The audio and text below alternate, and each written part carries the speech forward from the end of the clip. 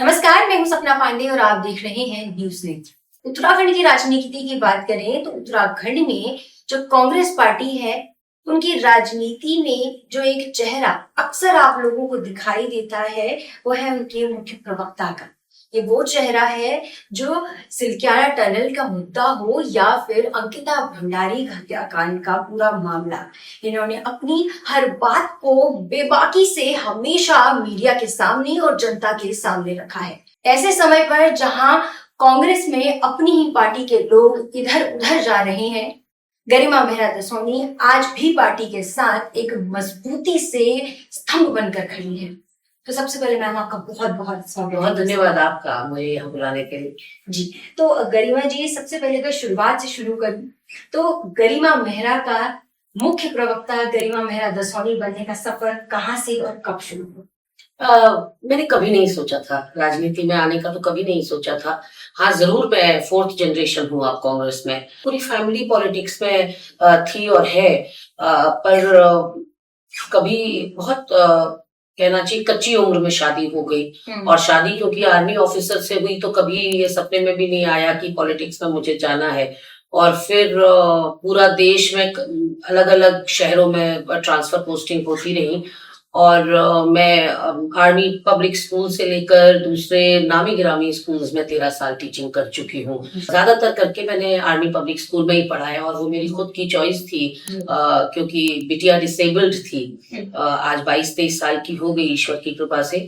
तो इस वजह से मैंने टीचिंग को अपना करियर चुना। और दोनों बच्चे जब स्कूल जाने लगे उसके बाद मैंने टीचिंग टेकअप करी। और बच्चों के साथ रहना एक मकसद था कि जिस स्कूल में वो पढ़े तो उनको कोई असुविधा ना हो। इसलिए मैंने फिर 13 साल टीचिंग करने के बाद जब देहरादून पोस्टिंग मेरे हस्बैंड की आई, तो उस वक्त मेरी ही सरकार चल रही थी और खून में शायद राजनीति कहीं थी। तो उस वक्त मेरे दिमाग में आया कि मुझे टीचिंग ना करके राजनीति में प्रवेश करना चाहिए।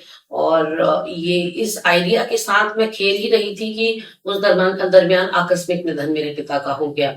और उसके बाद ऐसा लगा कि मुझे उनकी लेगेसी, क्योंकि 40-50 साल अपने जीवन के मेरे पिताजी ने कांग्रेस को दिए थे, तो मुझे ऐसा लगा कि हम 4 भाई बहन हैं और चारों अलग अलग दिशा में हैं, राजनीति में कोई नहीं था।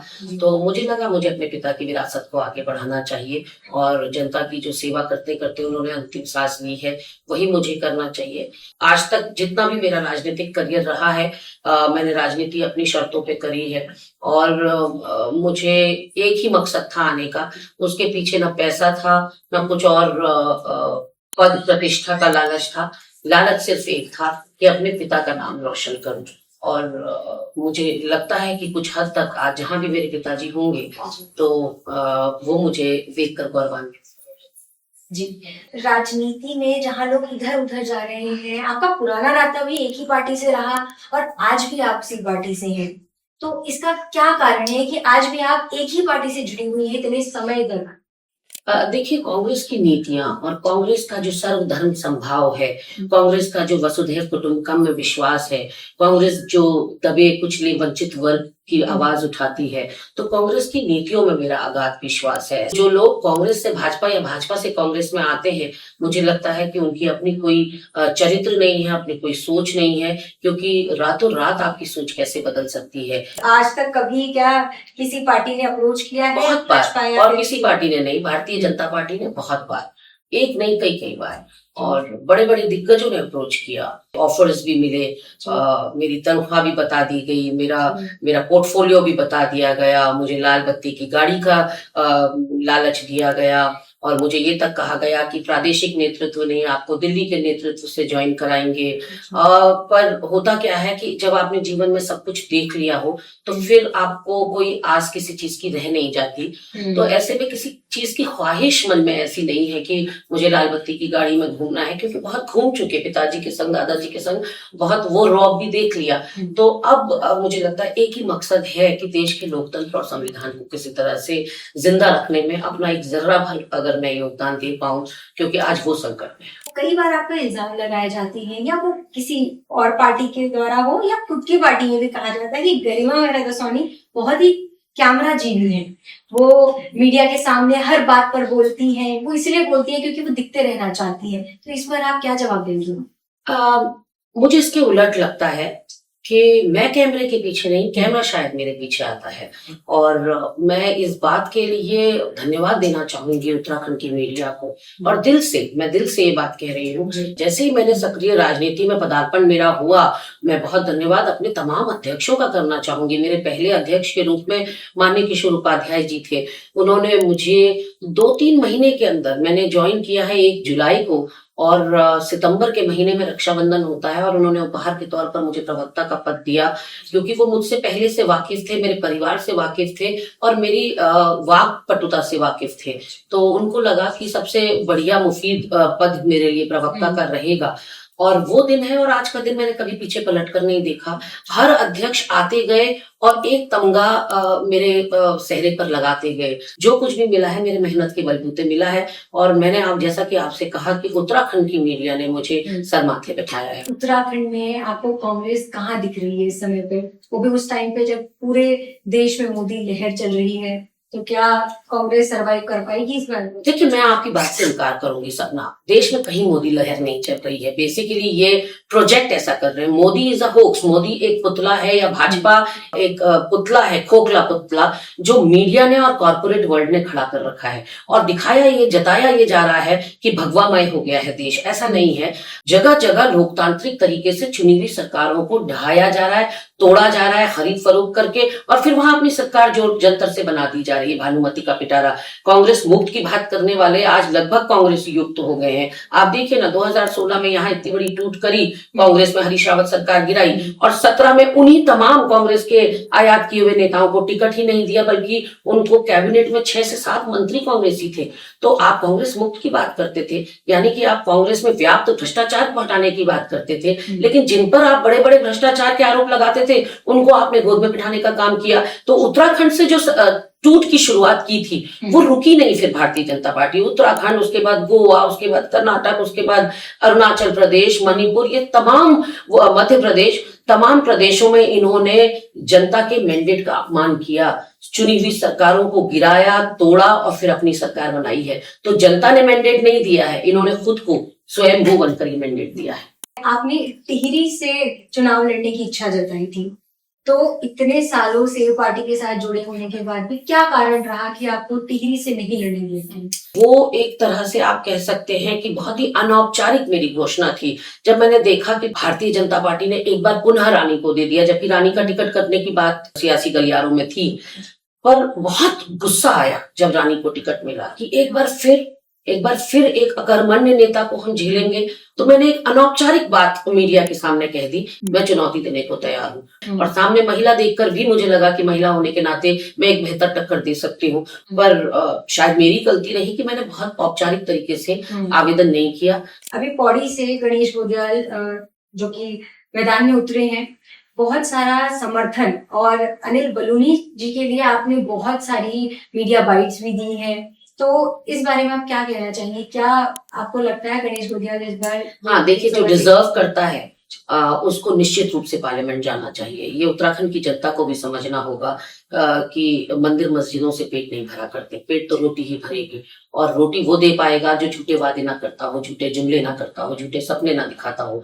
तो ऐसे में गणेश गोदियाल जी, क्योंकि असली पहाड़ी पुत्र हैं, जिन्होंने, उन पर लांछन लगता है कि वो बॉम्बे के, वो भी तो अनिल बलूनी की तरह बॉम्बे के रहने वाले हैं। ऐसा नहीं है, मजबूरी में आदमी पलायन करता है। वो राठ से आते हैं, जो कि एक पिछड़ा क्षेत्र माना जाता है पौड़ी गढ़वाल में, और वहां से उन्होंने पलायन किया अपने परिवार के भरण पोषण के लिए, अपनी आजीविका के लिए।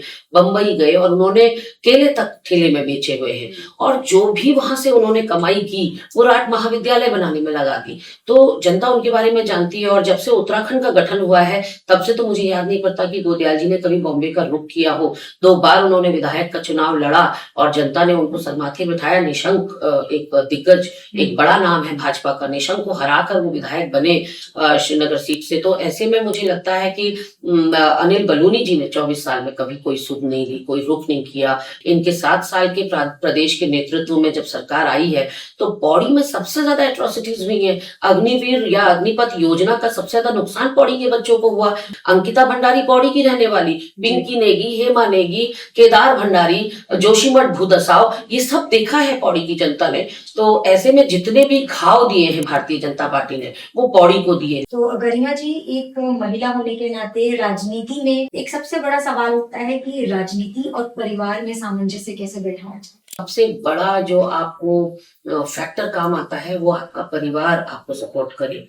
कई महिलाएं केवल सोचती रह जाती हैं कुछ बनने का, कुछ करने का, और कर इसलिए नहीं पाती क्योंकि परिवार की बेड़ियां होती हैं। और हमारे पहाड़ की महिलाएं तो धुरी हैं परिवार की। पहाड़ की महिलाएं मवेशियों को देखने से लेकर खेती देखने तक, अपने बच्चों को देखने से लेकर अपने सास ससुर को देखने तक सब पहाड़ की महिला करती है।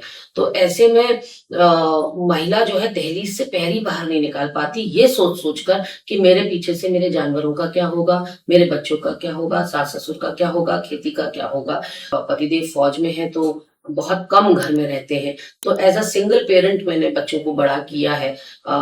तो अब क्योंकि बच्चे बड़े हो गए तो अब कम दिक्कत है, लेकिन शुरुआत में बहुत प्रॉब्लम हुई। तो तमाम वो महिलाएं जो आपका ये चैनल देखेंगी उनको मैं कहना चाहती हूँ ये बात कि आप अगर मन में कोई चीज ठान लो तो फिर ये सारी बेड़ियां अपने आप टूटती चली जाती। राजनीति में महिलाएं आज भी कम है, चाहे वो संसद हो चाहे वो विधानसभा हो, तो महिलाओं का जो योगदान है वो बहुत कम है।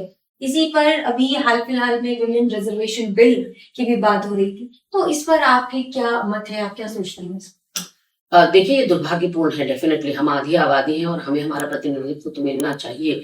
और ऐसा नहीं है कि काबिल नहीं है महिलाएं, कोई ऐसा क्षेत्र नहीं है जिसमें महिलाएं अच्छा नहीं कर रही हैं। तो ऐसे में कांग्रेस पार्टी पायनियर है इस मामले में, जिसने महिलाओं को अधिकार दिलाने की बात सबसे पहले करी। सोनिया जी तो बहुत इस बात के लिए संघर्ष कर रही हैं कि महिलाओं को विधानसभाओं में और लोकसभा राज्यसभा में प्रतिनिधित्व मिलना चाहिए। राजीव जी ने कर दिखाया, पंचायत में 33% आरक्षण महिलाओं को देकर उन्होंने आज ग्रामीण महिलाओं को पहली पंक्ति में लाकर, अग्रिम पंक्ति में लाकर खड़ा कर दिया है राजनीति के। और आज पति जो है अपनी पत्नी के नाम से जाने जाते हैं। प्रधानपति एक शब्द कॉइन हुआ है, तो पत्नी के पीछे पति हो गए हैं। तो कहीं ना कहीं ये राजीव जी की देन है। और अभी एक लंबी लड़ाई और बाकी है, क्योंकि जो विमेन्स रिजर्वेशन बिल है वो मैं कहना चाहती हूँ कि मिराज की तरह है, एक आई वॉश है। यह भारतीय जनता पार्टी के कई जुमलों में से एक जुमला और साबित हुआ। अगर आपकी बात करूँ तो क्या गरिमा मेहरा दसवानी को उत्तराखंड की पहली महिला मुख्यमंत्री के रूप में देखा जा सकता है? मैं बिल्कुल अपने आप को ना विधायक देखती हूँ, ना सांसद देखती हूँ, ना मुख्यमंत्री देखती हूँ। मैं किसी पद पर अपने आप को नहीं देखती हूँ। मैं अगर अपने आप को देखती हूँ तो इंसानियत पर ऊपर देखती हूँ, और मुझे लगता है मैं किसी के काम आ सकूँ, उसमें मेरा जीवन सफल है। जी, इसमें मेरा एक सेगमेंट रहता है रैपिड फायर राउंड। तो रैपिड फायर राउंड में मैं आपसे एक एक शब्द बोलूँगी, एक शब्द में आपसे उसका आंसर चाहूँगी।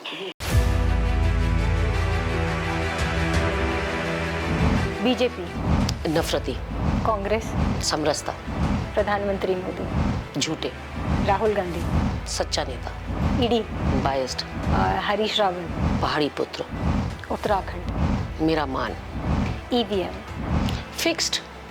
कोई भी इलेक्ट्रॉनिक चीज फिक्स हो सकती है, वैसे ईवीएम भी फिक्स हो सकता है। उत्तराखंड में कांग्रेस पुनर्स्थापित करेगी। वन नेशन वन इलेक्शन बिल्कुल पॉसिबल नहीं है। News Netra upcoming star. बहुत बहुत शुक्रिया। Thank you so much.